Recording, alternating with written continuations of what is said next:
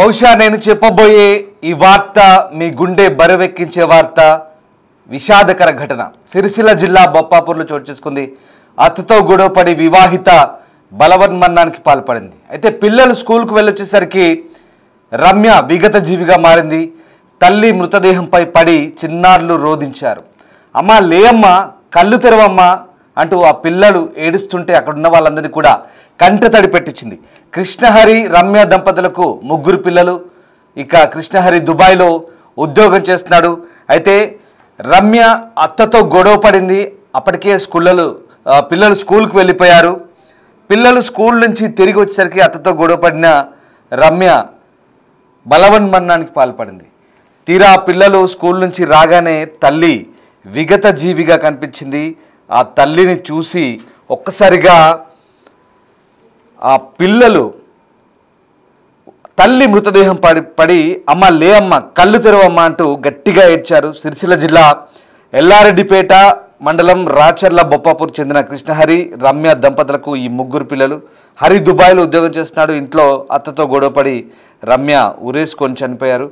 ఈ నేపథ్యంలో పిల్లలు స్కూల్కి వెళ్ళారు. పిల్లలు స్కూల్ నుంచి వచ్చేసరికి తల్లి విగత జీవిగా పడి ఉండడంతో ఆ 3 పిల్లలు ఏడుస్తున్న తీరు నిజంగా అక్కడ ఉన్న వాళ్ళందరినీ కూడా కంటతడి పెట్టించింది. ఒక్కసారి ఆ దృశ్యాలు మీరు కూడా చూడండి. ఎందుకంటే ఈ స్టోరీ వింటుంటే నిజంగా చాలా బాధగా అనిపిస్తోంది. ఇది బొప్పాపూర్లో చోటు చేసుకుంది, ఎల్లారెడ్డిపేట మండలంలో. ఒక్కసారి ఆ ఘటన జరిగిన తీరు, ఆ పిల్లలు ఎలా ఏడుస్తున్నారో చూడండి.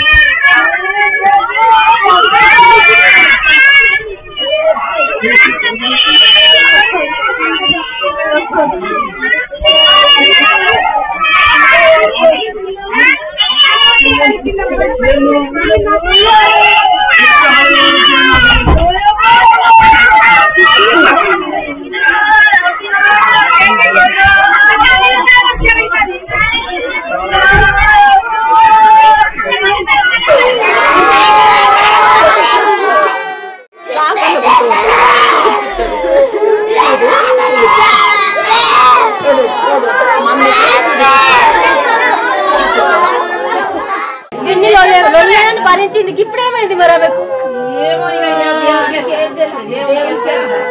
అనుకుంటారు కూడుకుంటారు కానీ ఏంది చిన్న పోరాళ్ళ రోజు చూడాలి.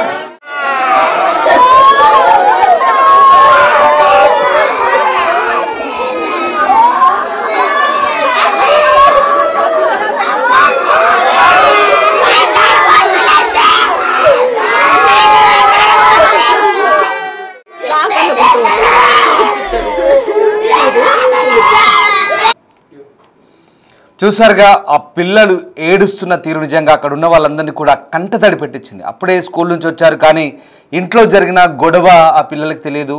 ఇంట్లో రమ్య తన అత్తతో గొడవపడి బలవన్మరణానికి పాల్పడింది. తండ్రి కూడా లేడు, తండ్రి ఎక్కడో విదేశాల్లో ఉంటున్నాడు.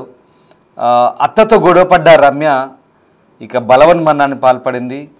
పిల్లలు స్కూల్ నుంచి వచ్చేసరికి తల్లిని విగత జీవిగా చూసి ఒక్కసారిగా బోరున విలపించారు.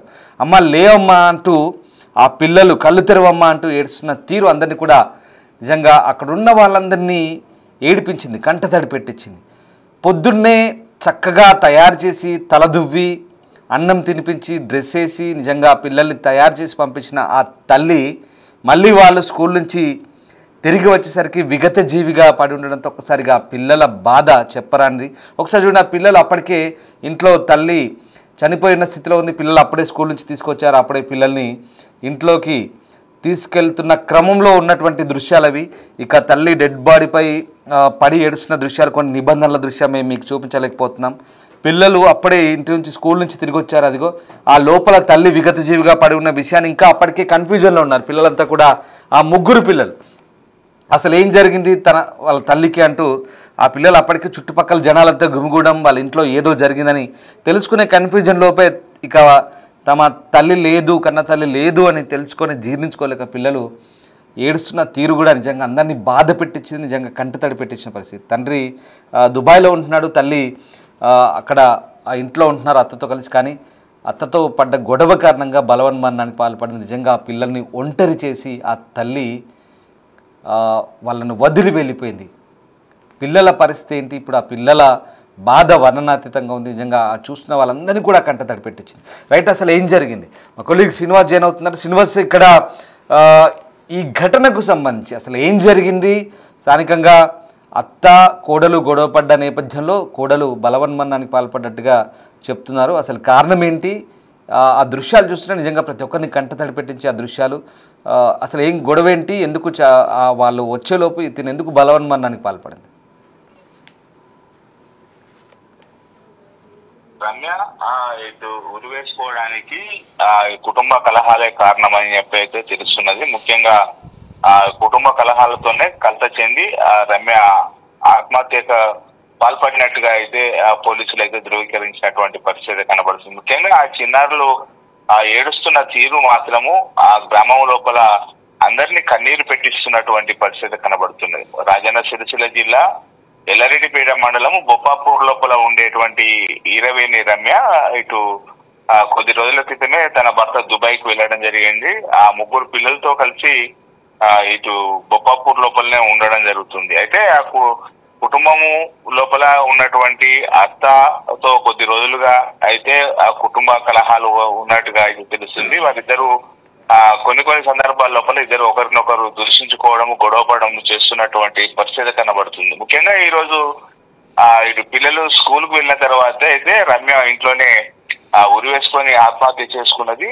ఆ పిల్లలు స్కూల్ నుంచి వచ్చిన తర్వాత ఒక్కసారిగా ఆ తల్లి విగత జీవిగా పడి ఉండడంతో అయితే అమ్మ లేవమ్మా అంటూ ఆ పిల్లలు అందరూ దిక్కులు చూసుకుంటూ అనాథలుగా మారినటువంటి ఆ క్షణాన్ని తలుచుకుంటూ తల్లిని పట్టుకొని లేదమ్మా అని చెప్పి ఏడుస్తూ ఉండడం అయితే అందరూ అక్కడ ఉన్నటువంటి అందరినీ కూడా కన్నీరు పెట్టిస్తున్నటువంటి పరిస్థితి కనబడుతుంది. ముఖ్యంగా ఆ తల్లి ప్రేమకు ఆ ముగ్గురు చిన్నారులు కూడా ఇటు బాల్యంలోనే దూరం అవడంతో ఇటు కుటుంబ సభ్యులు, గ్రామస్తులు అందరూ కూడా తీవ్ర భావోద్వేగానికి లోనయ్యి అయినటువంటి పరిస్థితి కనబడుతుంది. అదే కుటుంబ కలహాల నేపథ్యం లోపలనే క్షణిక ఆవేశం లోపల చిన్న చిన్న గొడవల కారణంగా క్షణిక ఆవేశం లోపలనే ఈ సంఘటనకు పాల్పడినట్టుగా అయితే తెలుస్తుంది. అయితే చిన్న చిన్న గొడవలతో ఆ క్షణిక ఆవేశానికి లోనయ్యి ఇలా ఆత్మహత్యలకు వైపు దారి తీయడము అయితే పలువురిని అక్కడ ఉన్నటువంటి వారిని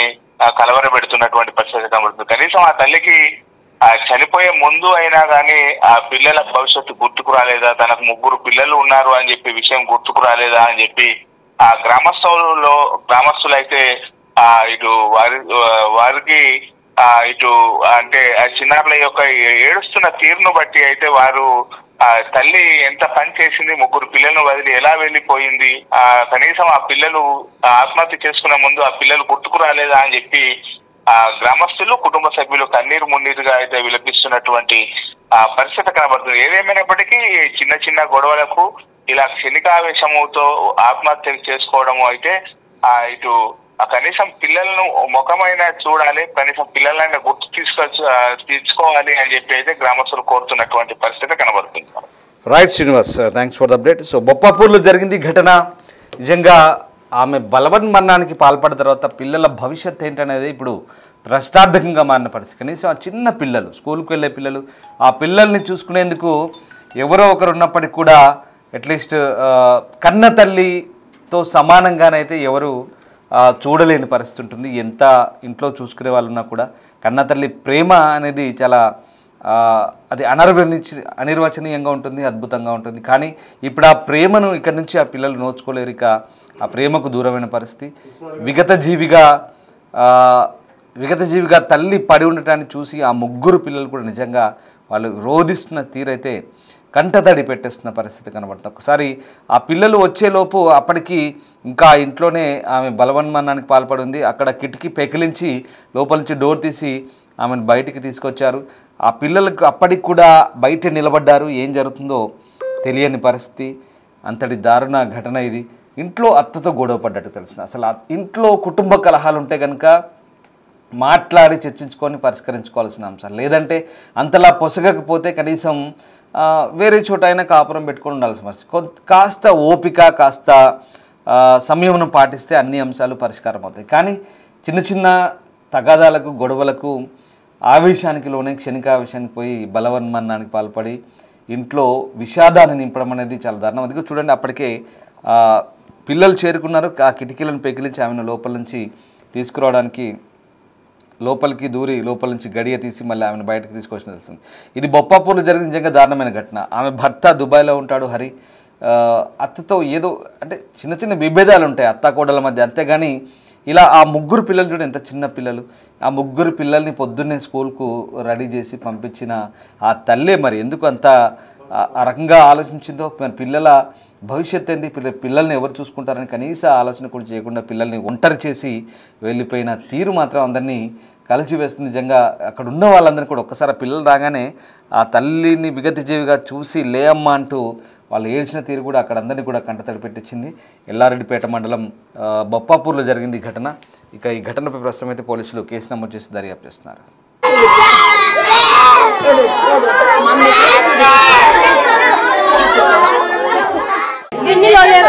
భరించింది ఇప్పుడేమైంది మరి అనుకుంటారు కూడుకుంటారు కానీ తీరేంది చిన్న పోరాలను రోజు చూడాలి.